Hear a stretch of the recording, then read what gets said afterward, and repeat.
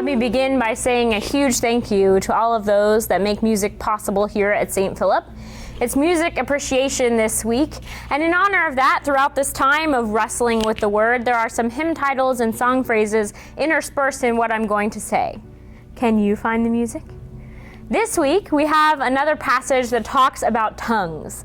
Last week, Pastor Greg talked about taming tongues, but this week in 1 Corinthians 14, we hear about employing talents and tongues, or speaking in tongues and the gifts of prophecy.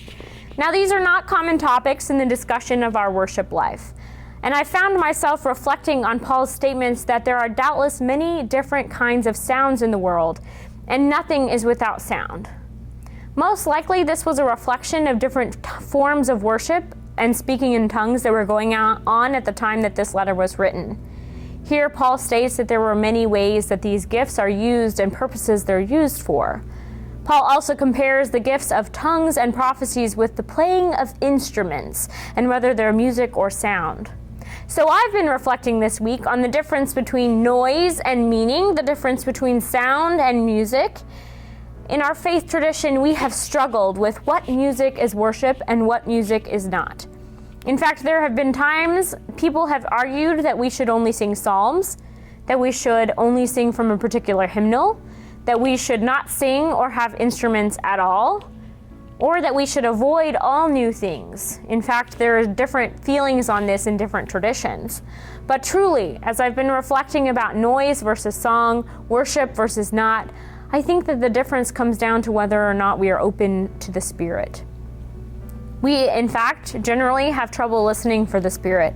We have trouble hearing the Spirit, but I think that we actually hear it more often than we would think. Each time a song moves you to tears or fills you with joy or wonder, is that not a spiritual experience? Whether loud and boisterous or softly and tenderly, these songs are often a part of our worship. And each time, every time, I feel the Spirit.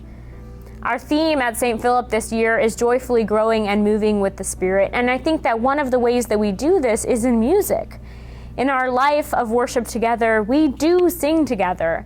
And as we go through this year, I'm going to sing so God can use me. We hear the Spirit remind us, and it reminds us of our favorite hymn, of a loved one long gone, of the tug on our hearts the first time. Each time we hear these hymns, we think of those things.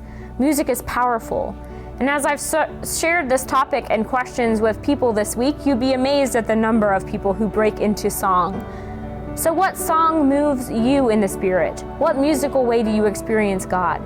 Join me on Sunday as we explore about what it means to joyfully grow and move in the Spirit through music.